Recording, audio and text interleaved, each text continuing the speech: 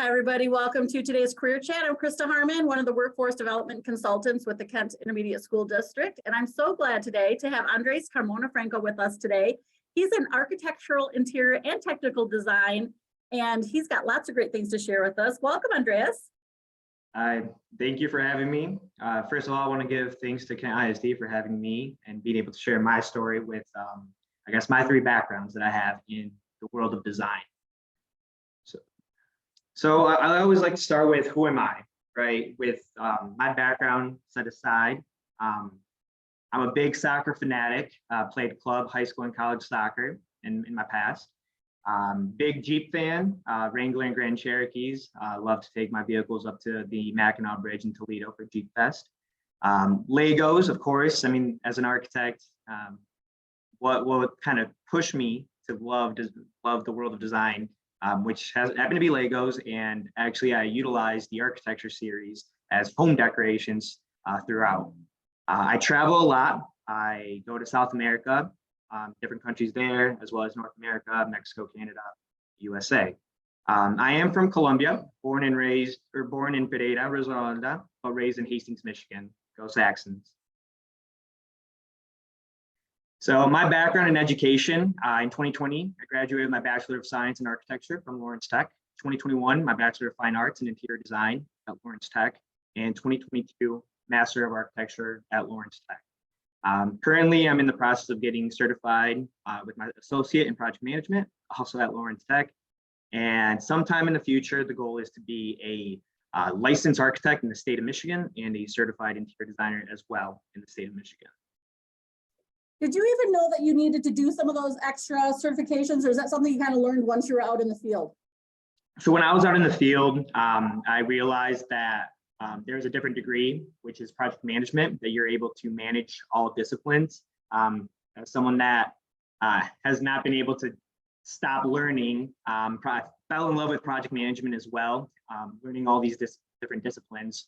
So the idea of getting a certification in project management is not only going to help me in the field, but also elevate me my position.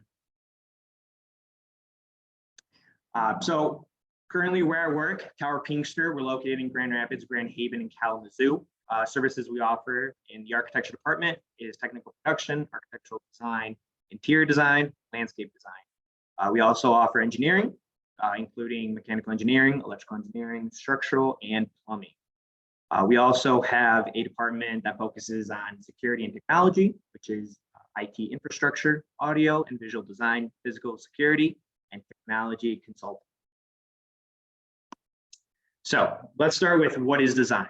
I know I threw the word architecture, interiors, and technical, but at the end of the day, we're designing something. We are designing a product. So design is broken with what I do into three different departments: architectural, interior, and technical. Looking at architectural design first, we begin to understand the world around us. How can we take a particular box and start expanding it, molding it, giving it some type of form that is not typical in what we see today? A good example is how residential homes are designed. 4 walls make up the structure and a roof. Here we see a couple examples from an architect called Frank Gehry, who loves to use organic forms, parametric architecture, just very organic and lively. The top left is actually a music art performance. So you can kind of see that the music, the harmony within the architecture. So something I love asking students is, what inspires you? When do you feel most inspired? Again, your surrounding has a lot to do with this answer. And it's not just one answer, right? There's a lot of different factors that can play a role into your decision-making, how you feel certain days, and how you view the world. This example right here is the Milwaukee Art Museum by Santiago Calatrava. This museum is a art history museum that offers a lot of different pieces throughout the year. But what makes this piece of architecture interesting is we call this kinetic architecture. Kinetic architecture is, in its name, architecture that moves on its own. So the wings at the top of this building actually expand like a bird. It comes in and it comes out all on its own. So again, kinetic architecture, something that Santiago Calatrava, if you ever end up looking him up, all of his architecture is kinetic. This gives you an interior view of the space, the beautiful glazing glass, the white walls, again, a beautiful space to inhabit. Next up is interior design. This is a beautiful image of showing the small details that a lot of interior designers have to not only look at, but also dictate and research. So, how often do you notice what surrounds you? For example, the space that you might be in, what are the colors around you? What is the material around you? Do you feel safe? Do you feel warm? Do you feel? A lot of these questions our clients want us to ask and find a solution for. An example that I wanted to share here, which I know this is the TikTok generation that we're in, is this interior design by Gensler. So this is in TikTok's New York office, which, to kind of break it down, this design is utilizing TikTok's colors. The idea and the culture that is the company is seen in this image, but also paying a tribute to the New York subway line. The colors, the lights, the formation and the path all have to do with a reason. So again, interior designers are usually mistaken for interior decorators, which of course for me is a big no-no. But as you can see with this interior design, there's a lot of different factors that they need to look at. You can look behind the kitchen area, to the sofa, the furniture, the concrete column in the center, the type of finishes. Again, how can we bring all these different items into one? Another couple examples of TikTok's office, the beautiful orange, hot pink in the bottom, and again, the subway lines on the scene. Technical design.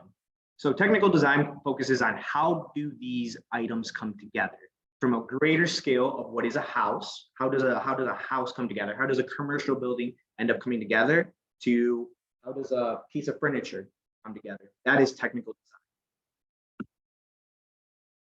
What would you do if you knew you could not fail? When it comes to the technical aspect of design, a lot of architects and designers worry about, can it be done? And if that's the first thing that comes to your mind, it will not be done. That's the beauty of design. You have to put physics, math to the side and just focus on what it is you're trying to research, what it is you're trying to elaborate, what is it that you're trying to design? What is that overarching goal? This example right here is Al Janoub Stadium by AECOM and the late Zaha Hadid. This stadium was utilized in the FIFA World Cup in 2022 in Qatar. The word technicality plays a critical role here because as you look at this, you begin to ask yourself, how was this possible? There's a lot of different disciplines, not only mechanical, electrical, plumbing, structural, but also audio technology and interior and architectural design, bringing it all together.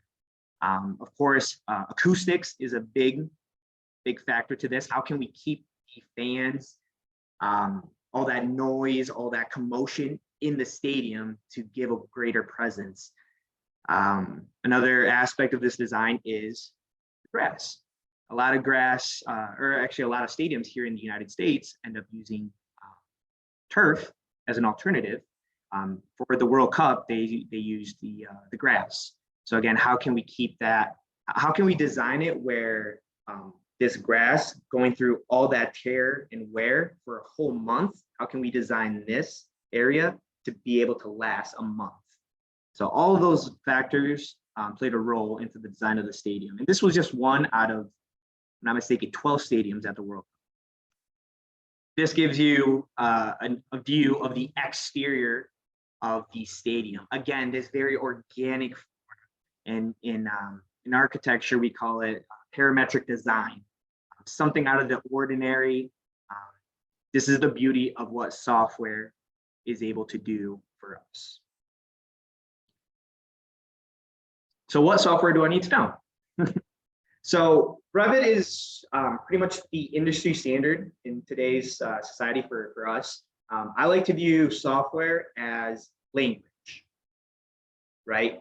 What is that language that different disciplines can communicate the same? So again, introducing a new software that a construction manager might not know, they hurt the project in regards to its scope, schedule, and time. So Revit is the software that all disciplines, all engineers and designers can work on a building together. Here we see some of the mechanical in blue, some of the gray and copper brownish as the structure. And then we begin to see the exterior facade. Exterior facade is just the outside skin of a building. So all those disciplines work on one model until completion. Next up is Enscape. I love rendering. This image that you see here is a rendering. It is not real. It is through software iteration. So going through the Revit model that we just saw, this software is a plugin into Revit that helps us create these images. These images help us persuade a client to further understand what does this look like if it was real.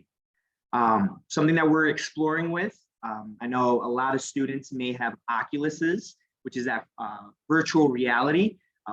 The architectural firms are starting to move into that direction. How can we put the client in the space before even building this design? Next up is Bluebeam. Of course, design is a beautiful thing. You know, the long hours of working with team members, etc. It's a beautiful thing. But at the end of the day, how can we organize ourselves with all of our notes, changes, documents? This is where Bluebeam comes into play. Bluebeam is another software that is seen throughout all disciplines, which help us stay organized. Photoshop, most of you know Photoshop. It's just how can we manipulate images to what we need it to look like. Illustrator is more of an art-based vector line work. Again, this helps us create quick floor plans, elevations, sections, something that a client might need right away. And then of course, Google. Again, another form of how we stay organized is Google. I'm used Gmail, calendar, slides, Excel sheets, Word document, the Drive a lot throughout my day. I have it on my phone. I connect my phone with my laptop just because I need to be connected with all my teammates. If they're in Indiana, Michigan, state, I need to know what's going on. So how do we get here? So to become a licensed architect, you have to go to school, of course, a first professional degree program that's accredited by the National Architectural Accrediting Board, which is NAB, includes a 5-year undergraduate degree or a 3-year graduate degree. So usually that 5-year undergraduate degree is the norm. Some students can finish it in 4 years, depending on how many credits you take a semester. After your experience in the educational realm, you need to have 3,740 experience hours in the specific area. So this is when you start your first job as an intern, if it be a co-op or a part-time job, you start banking those hours that help you get closer to your examinations. The final step is the architect registration examination, which are the AREs. Candidates must pass all of the ARE divisions within 5 years. So when you start your first one, it's a rolling clock, 5 years. There are a total of 7 exams that you have to take to become a licensed architect. And then a certified interior designer in the state. To become a certified interior designer, you will need to pass the National Council for Interior Design Qualification, which is the NCIDQ. This exam is broken up in 3 exams, with the first one being able to take when you're a college student. The second one has to meet a certain amount of hours. And then the third one is open, of course, whenever you pass the second one. This one as well has a 5-year rolling clock as well. So I know something big for me in college was salary. You know, I'm spending X amount of money in college. What is my ROI, my return on investment, right? So again, being very transparent with you all, architecture salary varies. Here we see numbers for recent college graduate, architectural designer technician, senior architectural designer, senior architect, and principal. These salaries are a average in the United States. Depending on what state you live in, will also dictate your salary. Of course, if in the state of Michigan, for a recent college graduate, you're looking at 50 to 60. In California, you might get paid a little bit more, but cost of living also goes up in California. So keep that in mind. An interior designer salary, again, a little bit lower just because of the type of classes and rigor you see in the college world, as well as what you end up doing in the real world. Again, these are averages in the United States, but with both architecture and interior design, though these are just numbers, they don't always follow this suit. I know a lot of people that are principals as an interior designer that make more than an architect. So again, it just depends on where your journey takes you. Is it all worth it? For me, of course, my first answer is yes, it is worth it. I believe it's creative, diverse, and a subject that changes on a daily basis. I love coming into work, not doing the same thing I did yesterday. And that comes with the highs and lows, the pros and cons. Sometimes you walk in at 8 in the morning and a fire has started and you know the day is just starting. And sometimes at the end of the day, things have gone so well that you know you look back and kind of shrug it off and look forward to the next day. To this day, it's been an absolute pleasure to study the subject and work within its qualified profession. But keep in mind, architecture and interior design is not a half in, half out subject. It takes a lot of time and perseverance to reap the rewards. There are long hours with this career. A lot of times people ask, oh, I work an 8 to 4 job or a 9 to 5 job. In this career, sometimes you might have to come in 6, 7 in the morning and you get out at 3. Sometimes you're gonna have to work till 8 o'clock. It depends on where your project falls and your client as well.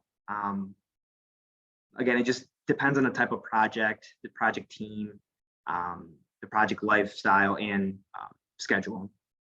Ultimately, it's up to you to decide whether pursuing or continuing a career in architecture and design. It takes time and dedication to be able to call yourself an architect. So if you have the commitment to design, to this career of very complex forms and shapes, then it's for you. So now I'd like to open up to questions. I know we have 10 minutes. Feel free to start letting them in. Yeah, and I think for a lot of young people, just that distinction between decorators versus designers, you know, that's literally something that for a lot of young people, they don't know the difference. So that's that's just awesome right there. And also just the rigorous licensing, you know, steps that you have to go through. I think that was really great. As people think about their questions, Andreas, I'd like to take you back to high school. Did you have some early interest? Like, were you sketching things a lot? I know you mentioned the Legos. Yeah. Has it always been something of an interest of yours? And how did you decide then which major to get, like versus a technical side versus, you know, like a interior designer? Like, how'd you figure that stuff out? So in high school, since freshman year, I began to sketch a lot. I took art classes in high school to give me that sense of that artistic touch, that design. I also took a, I think they called it a BIM fundamentals, which is just information modeling, which at that time was an AutoCAD, which is a 2D software, which helped me learn the technical aspect of things. But I also took construction trades in high school, that helped me understand the meaning of construction and how to put everything together. So taking those 3 courses really helped me get to, or for me to agree on going to Lawrence Tech and degree in architecture and interior design. But for my 3 degrees, I couldn't agree on one. There's some universities that help you combine 2 different degrees in one, which Lawrence Tech was able to help me combine my architectural design and interior design in one. It did add another year to my college experience, which I do not regret. It just helped me learn a little bit more and a little bit more about a different career, and it's definitely paid off. There was one quick question in the chat about, it's my understanding too, there were 7 exams to become the licensed. Yeah, there's 7 exams, correct? 7 exams, yep. And then for certification, is that when you're a licensed one, what was the difference with the certification? So this pretty much falls in the government side of things. For architecture, there is a license that you have to achieve. For interior designers, it's not a license, it is a certification. Currently, I know that's in the courts right now. I know interior designers do want to have their own license to be more official, is what they call it. But for interior designers, for right now, it is a certification in interior design, which is 3 exams. So if you're good at math, I still have to take 10 exams left. Well, I think you're up for it. I can tell you have some passion for sure. Yeah.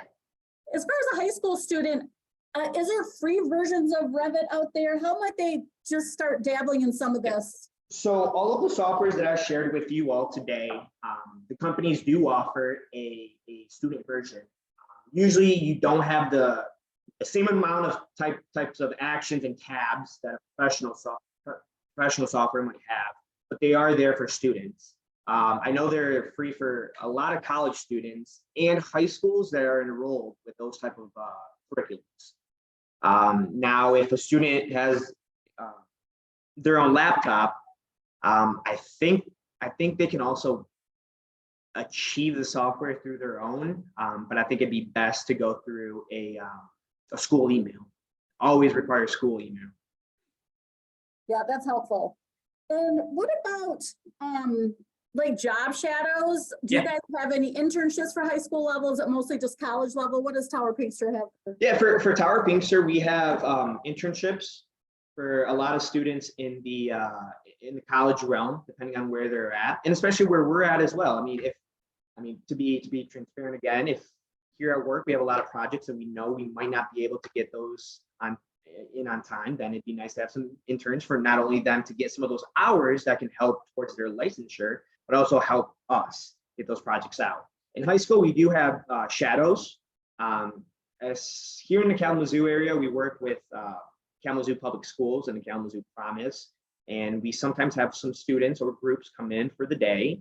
For shadows, it would be engineering, design, technical, and I know we have that as well in our Grand Rapids office downtown.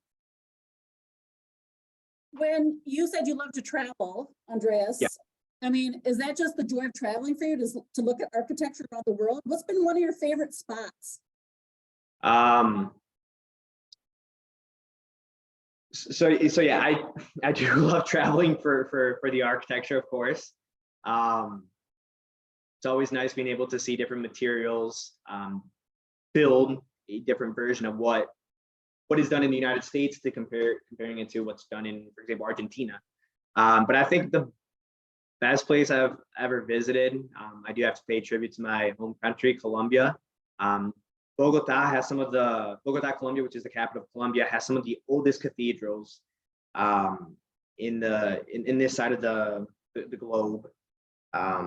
So I think just the cathedral design down in Bogota has definitely inspired me to do a lot of designs, especially in college for some of my projects. Yeah, I haven't done a lot of world traveling, but I'm so thrilled for you that you get to do that. That must be such a joy for you. So I just have another clarification question. Is that a national licensure? Once you pass the 7 tests, you can go anywhere in the United States? What about the world? Thank you for that. So for the architectural exam, if you become a licensed architect in the state of Michigan, it does not mean that you're able to practice in Indiana. You need to take the Indiana exam. But now that you got all your hours out of the way, you can take the test a little bit easier. Why does the board is called NCARB? Why does NCARB do this? If you got your degree and work in the state of Michigan, for example, you cannot know the regulations and code in California where there are seismic waves. Same thing for Florida, where there's hurricanes. So a lot of states offer different examinations and studies for you to understand the architecture down in those states and to the west. But for example, Michigan, Indiana, Ohio, we have pretty much the same type of conditions.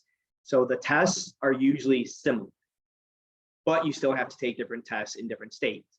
When you're talking overseas, there are some countries that don't require the examination. Sometimes you go to school for X amount of years and you have to get a certain number of hours, just like we do in the United States. But after those hours are met, you can now call yourself an architect.